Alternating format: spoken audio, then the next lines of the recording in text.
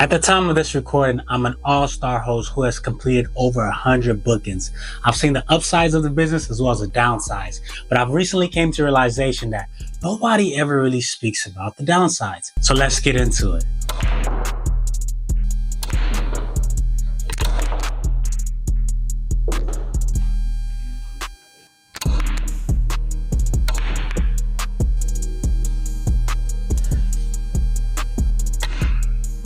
First on the list is expenses.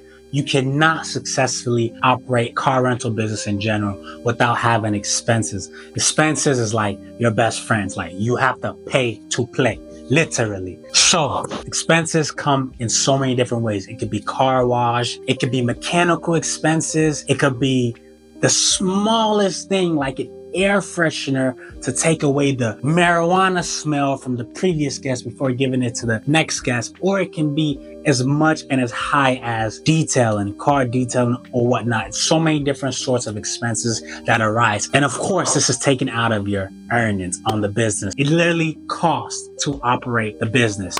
Next on the list is shady guests. I cannot stress this one enough. Shady guests is one of the things that have been my experience, but my personal experience, I've had a lot of shady guests. It could be the fact that I live in Atlanta, or it could not, but I've had a lot of shady guests. People try to rent when it's not them, and people just try to do weird things and play weird games. I've had it recently an experience where somebody offered to pay me half price of my daily rental through Zelle just because he wanted the car for an extra few hours.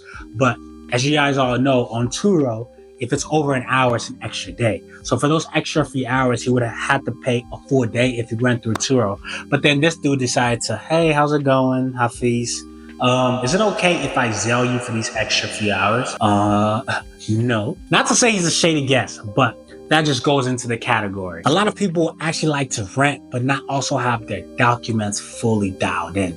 Like, I forgot my ID at home and I'm on a vacation trip or something like that. I have the expired one. I can show you that if that's okay. And I'm just like, why did you even go ahead and book the car if you know your details aren't right? If somebody books your car and their details are inaccurate, you still get partial earnings. So you still get paid even though the car didn't actually go out. You know what I'm saying? So like, why would you do that? I can't take that. Like, I know it's you.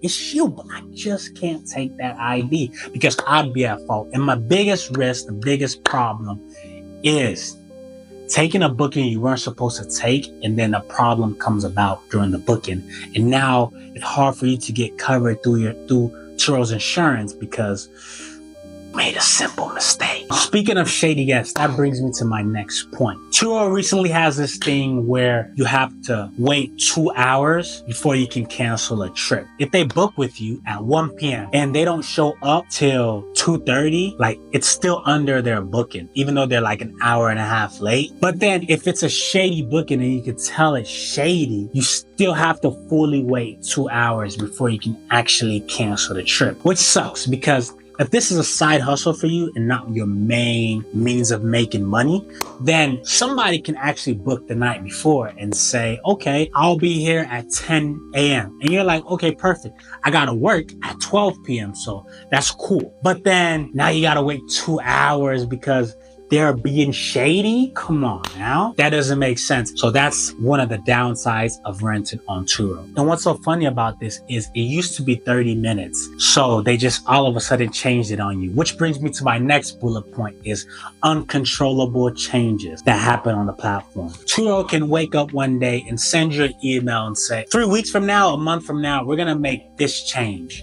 And yeah, that's just what it is. You can't fight it. You can't do nothing about it. If you want to be on the platform, you just have to adapt to it, which sucks. Makes no sense in my opinion, but there's nothing I can do about it. Recently, the airport delivery was maximized to $60, which used to be $120. So it's now $60 is the max price. All of a sudden, they just sent out an email about that. There's nothing you can do about it. You just either have to, if you want to continue renting, find a way to adjust and find a way to adapt, or if you don't, by all means, you're free to go. Next bullet point is TURO's customer service and claims department. TURO's customer service does come through at some point, but at the same time, it's hard to relay information just because a lot of the people that you're always speaking to are foreign. So sometimes they don't really understand where you're coming from. They are very nice and polite about it, but then I tend to find them getting confused a lot. Now, the claims department. First and foremost, it's so hard for you to actually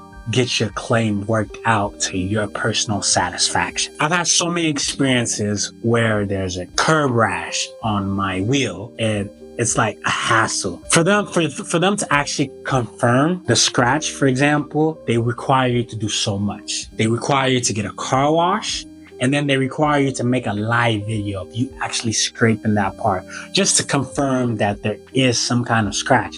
To my opinion, I don't feel like you should have to do all of that, just because what if you actually don't get covered for that damage? Now you paid for this car wash and you've done all this work to possibly get in denied, which sucks, right? That doesn't help me at all. Like, if there's the before and after pictures, I feel like that should be enough to consider what the payout is going to be and if there is some kind of insurance coverage for this damage. But no, you actually have to do so much more than just that. Now, last but not absolute least is it's so hard to become an all-star host on TURO, which pretty much means it's very, very tedious and it's definitely a patience game to actually level up.